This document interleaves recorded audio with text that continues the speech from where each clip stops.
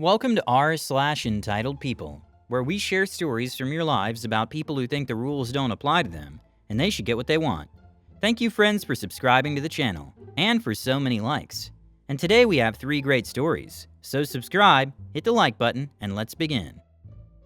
The first story, the trials and tribulations of dealing with an immigrant Karen.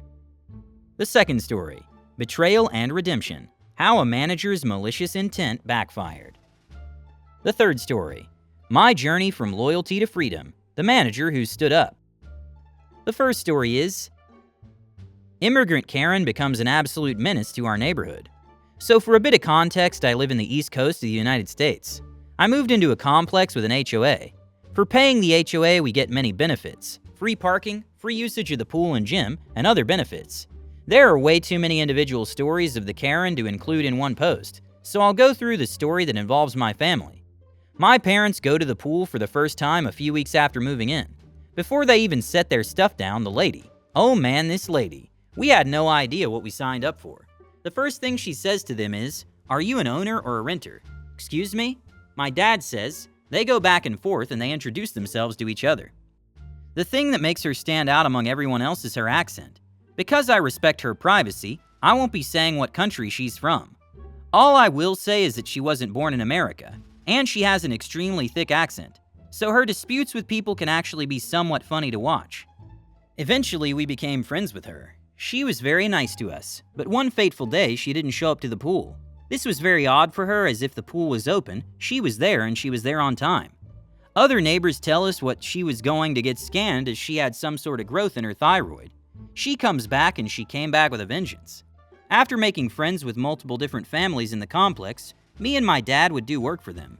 We did handyman work for one older couple, and they loved it so much. Word got out and now we do work for many people in our complex. Eventually we start doing work for our immigrant neighbor. My dad and her husband negotiate what we're going to do for them, and they come up with a plan and a price. We go there, do our thing, they come back and they make us do a lot more work than we bargained for. It not only tired us the hell out, but it also made us work for another 2 non-bargained hours. We were exhausted, and my dad said, "Hey, not for nothing, but all these extra things you made us build and hang were not part of our original deal." And my dad asked if they could pay us a little more. Karen leaves and asks her husband to deal with my dad. A massive argument ensues, and eventually me and my dad just leave. Her husband told her that he threatened him, which he did not do at all. Trust me, I was in there with him.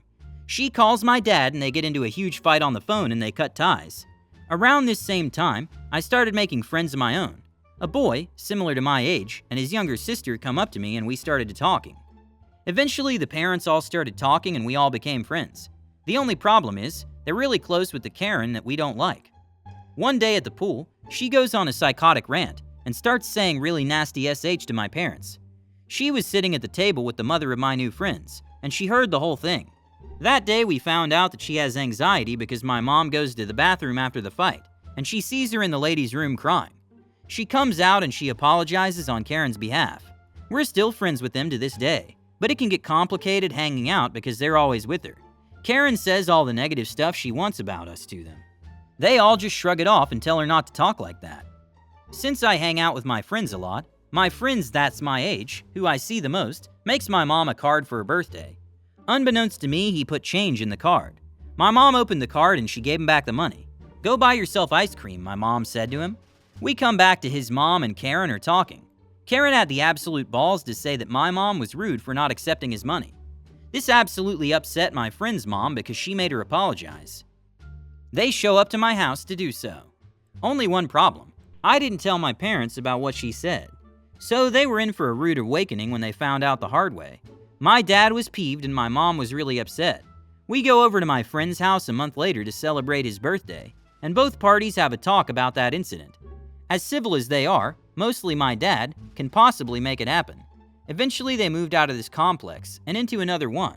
We're all still friends and they talk to Karen still. They even come as her guests to use our pool. They want to invite us, but Karen always tells them no, going on her usual tirade. She's still a problem in the place to this day, yelling at everybody she crosses paths with. She can't go one pool day without snapping at somebody.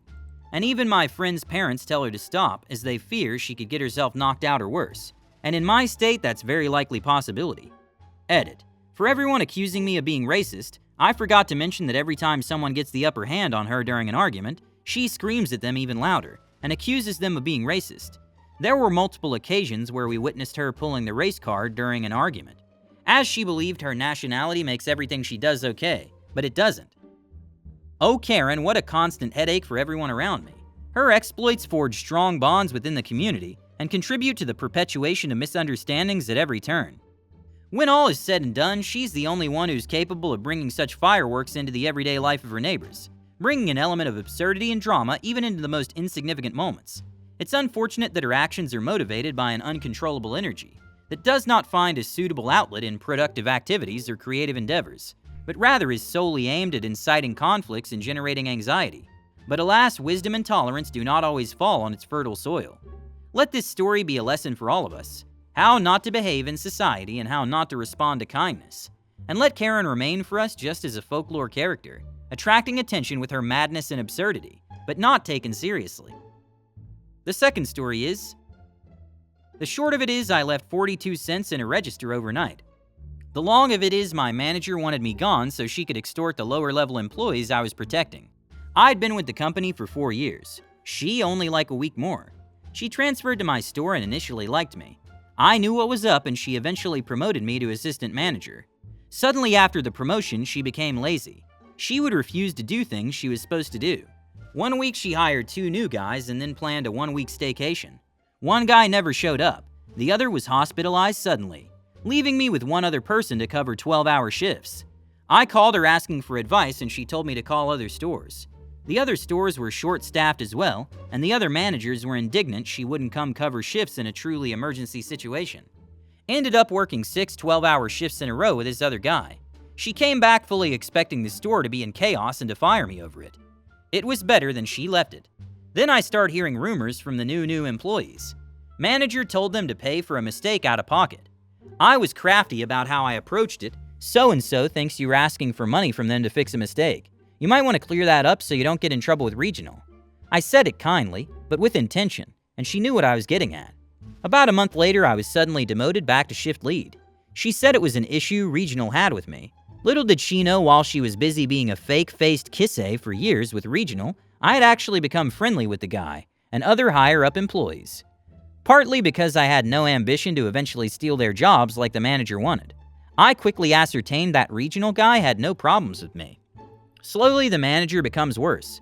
I'm hearing from customers about how they witnessed manager yelling at an employee for this or that. Also yelling at my local customers. And I mean screaming. More rumors, but no proof of extortion. I start doing twice the work to make sure she has nothing to scream about. The store is spotless, and somehow this makes her angry. I try to investigate the extortion rumors, but suddenly the lower-level employees are fearful of talking to me. Won't even make small talk during a shift. I start to consider just leaving, even without a backup job. She's working me so hard it's impossible to look. But I was still living with my parents. Being jobless wouldn't be the end of the world. Manager starts writing me up for each little infraction. She caught wind of me coming in to give 2 weeks notice and fired me for leaving 42 cents in a till overnight. A till that's only used during Christmas when we're really busy. I laugh over that day because when I pulled into the store, an employee who had asked for the day off was sheepishly hiding from me in his car, there to take my shift. I told him not to worry so much. She's there for maybe a year after I'm fired. Sales plummet. Our loyal customers leave. Store looks like SH every time I go in. All the employees eventually quit within 2 months of my firing and claim she's become intolerable and is going through employees like water. After a year, I discover she's been moved to another store, where corporate is based to be under watch. The new manager of the store was an old friend. He was building evidence of her extortion from what employees remained. I'm pretty sure she's been fired at this point. Edit. I clarified the information with old friends. She was indeed fired. While I was reading your story, I couldn't help but feel sorry for you because you were a victim of a cruel and unfair environment designed by your manager. The behavior of your boss, who is seeking personal gain at the expense of your well-being, is deeply reprehensible and should be condemned. The fact that you were able to maintain your composure and perseverance in the face of such challenging circumstances is admirable. The qualities that truly distinguish a leader are the ability to pay close attention to detail and to fight against injustice. After everything was said and done, justice was ultimately vindicated, and your former manager was rewarded for the actions she had brought about. It is my sincere wish that your future is replete with nothing but fairness and prosperity, and that you're able to secure employment that recognizes and appreciates your abilities and your ability to persevere. The third story is how my bosses lost their manager. It's me. I'm the manager. I've been with this restaurant for a little over 8 years, put up with a multitude of abuse and emotional pain, physical pain, unpaid overtime, the whole gambit. And today I'm not showing up for a scheduled shift. What started this? So much. And I apologize if this rambles, or if some things aren't detailed properly. I'm still very upset. When we moved to a bigger location, my bosses informed me that I would officially be a manager. Hooray! My pay also increased, which was nice. Yet they never stated from the beginning what my responsibilities would be or what I would be allowed to do. I was expected to enforce the rules, yet they would never follow up on that. I was made to deliver warnings and fire people, but I couldn't bring employee concerns up to them because nothing was ever their fault. It very quickly turned into a toxic workplace, and the regular employees hated me for doing what our bosses said, and my bosses continued that by being friendly to the regular employees but making me the bad guy. Fast forward to August of last year, and we hire our new head chef, HC. To preface, I'm a college student and would work the night shift only, but fill in after class if someone called out. The HC was able to work almost every shift, while still being under 40 hours, so there was no benefits given, and everyone liked him and listened to him. I had to listen to him because other people needed to respect him, and his lead, because why not? Yet every single time I tried to uphold a rule or set a standard for the stations that I run, I was told it doesn't matter. Don't care about it. Why you so picky/sensitive? By my boss. When we were busy and I called out how much meat we needed, the HC would call out his own portions and be so surprised when we had extra. My GM would constantly micromanage me and my station as though I didn't know what I was doing, would make changes without consulting me, and would also blame me for most things that went wrong in an unrelated part. If someone didn't follow a rule that they knew was put in place, did they get reprimanded? Nope, but I did, because I should have taught them better. So after being told to stop caring and that nothing I tried to do makes things run smoothly mattered, I just went in and did my job. I stopped managing, I stopped being the bad guy. On Monday, my boss asked me, "Do you have a problem?" instead of literally any other question, and followed it up with, "Your attitude is no good lately." And yesterday, my boss did not say a single word to me, and did not inform me they were leaving early. I was also pushed to one station by the GM, and told that other people could handle the rest. So I don't know what I did to prove that after 8 years I'm incompetent at my job and couldn't handle the duties involved. Everything that was previously my job was given to the HC. I was no longer informed of any changes. I couldn't even make the effing sauces anymore. My boss in the HC would whisper about my work performance while looking at me. It stings so much because I, on some level, liked working there and didn't want to suddenly sever ties like this, but I'm not dealing with it anymore. I know it's going to hurt my bank account, but I'll survive. I know I will. It's just not going to be fun. All I know is that they're going to be so shocked when their best employee won't give up his free time to run their restaurant for free. I should have never put in that overtime when the boss and GM went back to their home country for the summers. I'm so stupid for wasting 8 years there. What a shame to see your superiors being so insensitive to your efforts and dedication.